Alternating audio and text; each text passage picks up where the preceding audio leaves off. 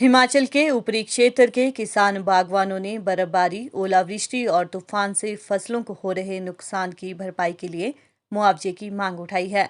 बागवानों का कहना है कि फसल बीमा योजना में बैंकों से बीमा कंपनियों को किसानों के खाते से किस्त जा रही है, लेकिन बर्फबारी, ओलावृष्टि और भारी तूफान से होने वाले नुकसान के मुआवजे का प्रावधान नहीं है।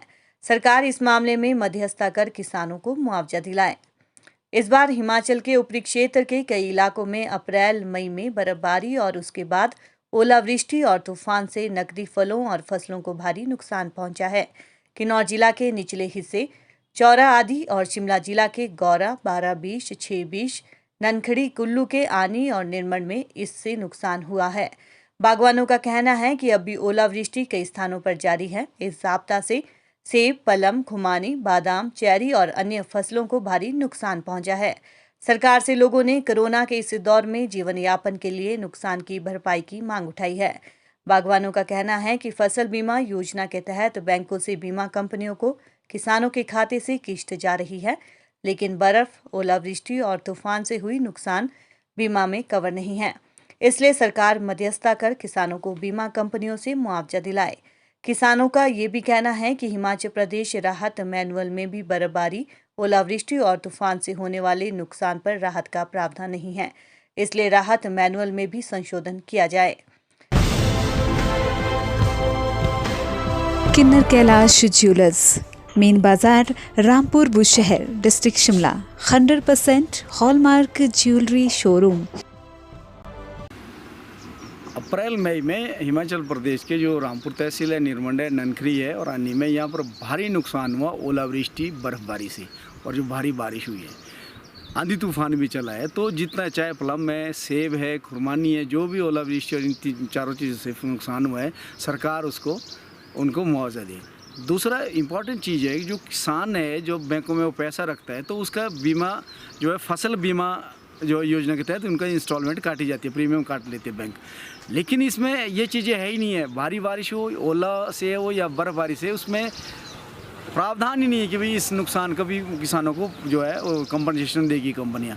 तो एक तो सरकार से यही डिमांड है कि भाई ये जो है अमेंड करे और कंपेल करे जो कंपनियां हैं उसको मुआवजा देने के लिए जिन्होंने बीमा कर रखा है। दूसरा है जो हिमाचल सरकार मैनुअल है, रिलीफ मैनुअल जिसको कहते हैं, उसमें ये प्रावधान ही नहीं है।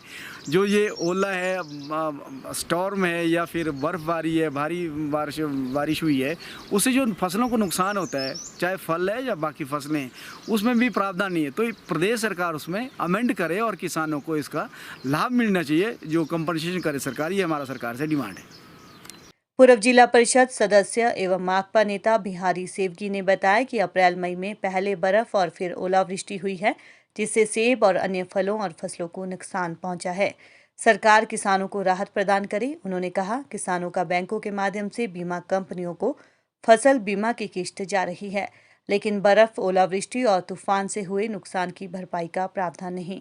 इसी तरह राहत मैनुअल में भी इस नुकसान की भरपाई का प्रावधान नहीं है। सरकार इसमें हस्तक्षेप करे। किसान सभा ननखड़ी सचिव ओम प्रकाश और बागवान आशु ने बताया कि अप्रैल मई महीने में पहले बर्फ और फिर ओलावृष्टि हुई। इससे सेब, पलम, खुमानी, चेरी और अन्य फसलों को भारी नुकसान हुआ है। कोरोना काल को देखते हुए सरकार किसानों को मुआवजा दे ताकि उनकी रोजी चल सके। एप्पल न्यूज़ के लिए रामपुर बुशहर से विशेषर नेगी की रिपोर्ट। मैं ये रामपुर ननखरी क्षेत्र से आता हूँ। मेरी देवनगर पंचायत है। अभी पीछे ये जो अप्रैल और मई के अंदर में जो ये काफ़ी ओलावृष्टि हुई है, एक तो हमारे इलाके के अंदर में क्योंकि सेब भी है, तो सेबों के अंदर तब ये छोटा छोटा दाना था, तो काफ़ी नुकसान वहाँ पे हुआ है उस सेब के अंदर में। और उसी के साथ ही क्योंकि बहुत बड़े इलाके के अंदर में, ननखरी के अंदर में, पूरे ननखरी के साथ बड़े इलाके में, वहाँ चेरी की फसल लगभग तैयार फसल थी, जिसमें 65 से 70% जो फसल है वो बर्बाद हुई है उन इलाकों के अंदर में। और लगातार ये जो तूफ़ान है, ये जो ओलावृष्टि है, ये लगातार चल रही है उन इलाकों के अंदर में।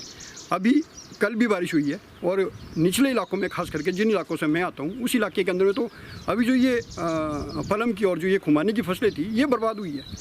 कल भी ये बर्बाद हुई है। कल की बारिश में भी काफ़ी वो पेड़ उन्होंने साफ झाड़े हैं। पेड़ उस इलाके में काफ़ी तेज़ कल बारिश आई है, तूफान आया काफ़ी तेज़, और बादल फटने जैसी स्थितियाँ वहाँ हुई है। इतनी तेज़ बारिश वहाँ पे हुई है। तो हमारी तो सरकार से डिमांड है कि ये जो नुकसान हमारा हुआ है इतना, इसमें हमको मुआवजा दिया जाए, और साथ में अभी सरकार ने कुछ दिन पहले बोला भी था कि बिना परमिशन के, बिना उसके सैंक्शन के जो वीडियो है वो वहाँ पे काम करवाएंगे नरेगा के अंदर में, और वो ज़मीन पे कहीं दिख नहीं रहा है। अगर वो नुकसान हुआ है तो कहीं ना कहीं उसकी एक तो मुआवजा उसका मिलना चाहिए, दूसरा क्योंकि लोगों का नुकसान बहुत ज़्यादा हुआ है तो जो नरेगा के काम है वो वहाँ पे चलाए जाने चाहिए ताकि लोगों की रोज़ी रोटी का साधन जो वो लगा जुड़ा रहे। और अभी साथ में ये डिपो के अंदर जो ये राशन बहुत महंगा हुआ है, तेल तो सरसों का तेल 160 रुपये डिपो के अंदर हुआ है, तो आदमी का तो जीना मुश्किल हो जाएगा। मेरा नाम आशु भारती है और मैं रामपुर क्षेत्र से ही, ननखरी क्षेत्र से रहने वाली हूँ। मैं जो है आज मतलब कि जो ये ओलावृष्टि हो रही है दिन, मतलब कि जब से मतलब कि फूल आना शुरू हुए हैं तब से लेकर के जो है ये नुकसान ही होता जा रहा है। कभी ओलावृष्टि हो रही है, कभी बारिश हो रही है, तो कभी इतना तूफान आ रहा है, कई जगह तो पेड़ भी तोड़े हैं। पीछे जब तूफान से कितना ज़्यादा नुकसान हुआ, कई जगह पेड़ तोड़े हैं, मतलब कि घर के छत्ते तक उड़ाई है, बहुत सारी इसमें हुआ है। और अभी भी जो है लगातार बारिश ही होती जा रही है। मौसम का कोई भरोसा नहीं है कब बारिश हो जाए, कब क्या हो जाए।